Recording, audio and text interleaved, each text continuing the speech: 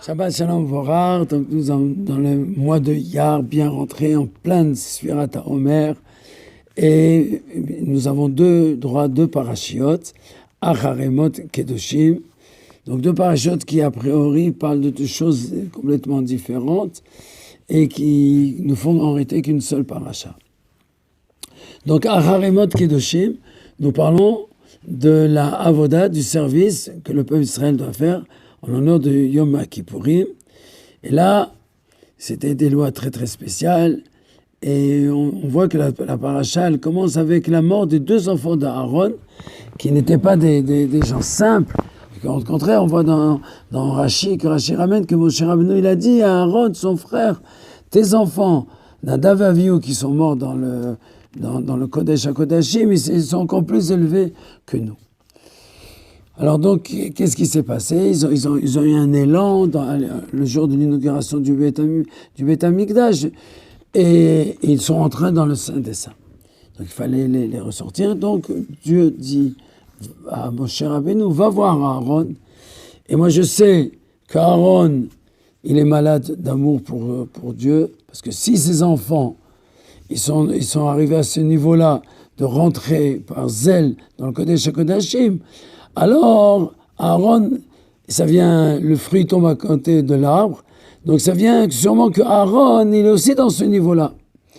Et c'est pour ça que Rashi, il ramène un machal d'un malade avec un docteur, et le docteur dit au malade, s'il te plaît, ne mange pas des choses froides, ne dors pas sur un endroit humide, et grâce à ça, le malade il va faire très attention.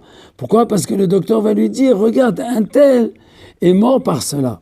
La même chose, on a dit à Aaron, tes enfants ils sont morts par ce zèle-là, donc ils vont lui donner un peu plus de force. Et pourquoi Rachid donne le machal, la parabole du malade ? On aurait pu faire la même parabole sans un malade. Un docteur donne conseil à un patient qui n'est pas malade, dit écoutez, faites attention à tel et tel aliment parce qu'il peut vous causer la mort comme un tel est mort. Seulement, en réalité, Rashi veut nous dire ici que quand quelqu'un est malade, il a besoin d'une force plus spéciale. Parce que quand quelqu'un n'est pas malade, on peut lui dire faites attention, voici les aliments qu'il faut manger, les aliments qu'on ne mange pas. Mais quand il est malade et qu'il a une envie il a de la fièvre, il a envie de boire frais.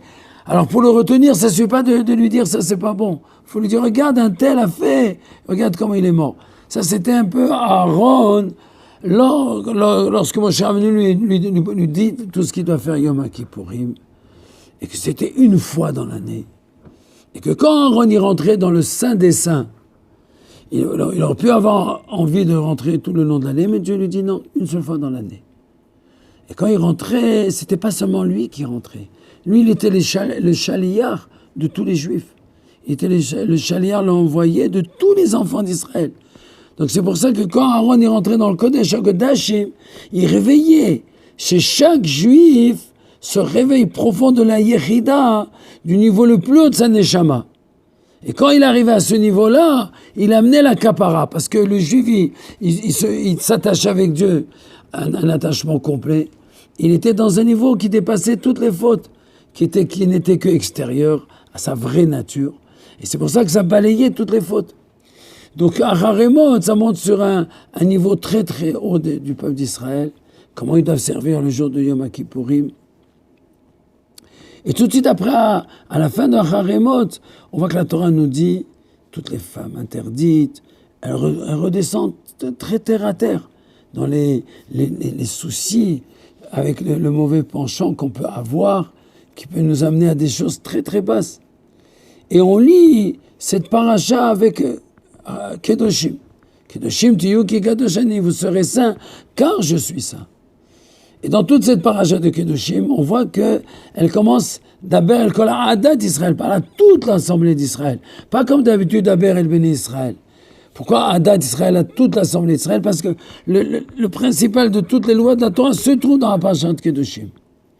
Et qu'est-ce qu'on voit dans cette paracha? Des lois très terre à terre, et comment un homme il doit se préserver du mauvais penchant. D'ailleurs, il y a une loi que je voudrais souligner, parmi tant de lois qui se trouvent dans la paracha Kedoshim. Le fait que quand on a un arbre, qu'on a planté un arbre fruitier, les 3 premières années, on doit laisser tomber les fruits. La 4e année, on doit l'amener à Yerushalayim.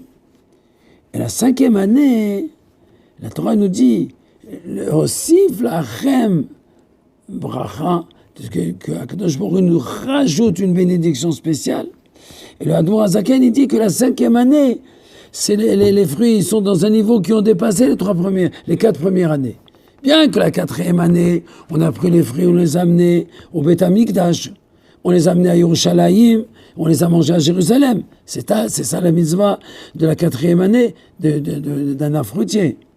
Mais quand même, où est-ce qu'on voit le plus haut niveau, la 5e année? Pourquoi la 5e année? Parce qu'on redescend dans la vie du jour le jour. On redescend dans la vie terre à terre. Et c'est là-bas qu'on doit faire une maison à Dieu. Dieu, il dit à Aaron, regarde tes enfants. Ils ont été pris par un élan et ils sont entrés dans le Saint des Saints. Eux, ils voulaient rester dans la sainteté, dans des niveaux très hauts. Alors que le but, c'était de rentrer sur cette terre matérielle, et de sanctifier la terre matérielle. Comme on voit que parmi les erreurs qu'on reproche aux enfants de Aaron, Nadav et Avihu, c'était de ne pas être mariés. Ça veut dire qu'ils ne se sont pas mariés. Le fait de se marier, ça veut dire descendre dans un niveau matériel. Chut d'Arga, descendre de niveau. Tu dois vivre avec une épouse, avoir des enfants. Eux, ils restaient spirituels.